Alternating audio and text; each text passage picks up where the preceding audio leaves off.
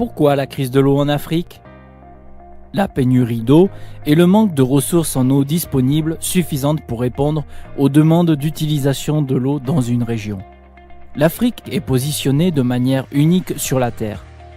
La majeure partie de sa masse terrestre est située le long des latitudes tropicales de l'équateur, du Cancer et du Capricorne, où il est possible de faire briller le soleil directement au-dessus de la tête la plupart du temps, peut être trouvé sur le continent.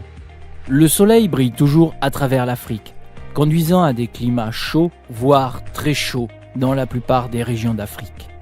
La partie nord étant la plus touchée par l'aridité et les températures élevées. L'Afrique est le deuxième continent le plus sec du monde, après l'Australie, et souffre de graves problèmes de pénurie d'eau qui englobent le stress hydrique et le déficit.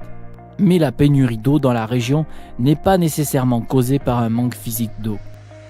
En fait, une grande partie de la région est généralement touchée par ce qu'on appelle la pénurie d'eau économique, ce qui signifie que les investissements dans le développement des ressources en eau et la capacité humaine ne sont pas suffisants.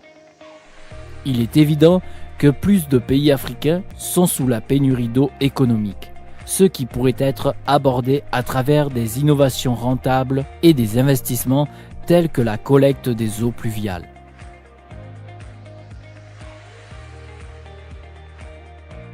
La pénurie d'eau est évaluée en établissant un rapport entre la population et les ressources en eau disponibles, où un seuil de 1700 m3 d'eau par personne a été établi comme seuil pour répondre aux besoins en eau domestique, agricole et industrielle, énergie et environnement. La disponibilité de l'eau en dessous de ce seuil est appelée stress hydrique, tandis que moins de 1000 m3 représente un état de pénurie d'eau. Tout ce qui est inférieur à 500 m3 représente un état de pénurie absolue. Cette catégorisation est ce qu'on appelle communément l'indice de stress hydrique.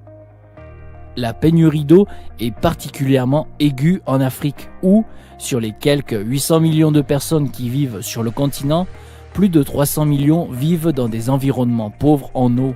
De plus, en raison du changement climatique, on estime qu'entre 75 et 250 millions de personnes en Afrique vivront dans des zones de stress hydrique élevées d'ici 2030.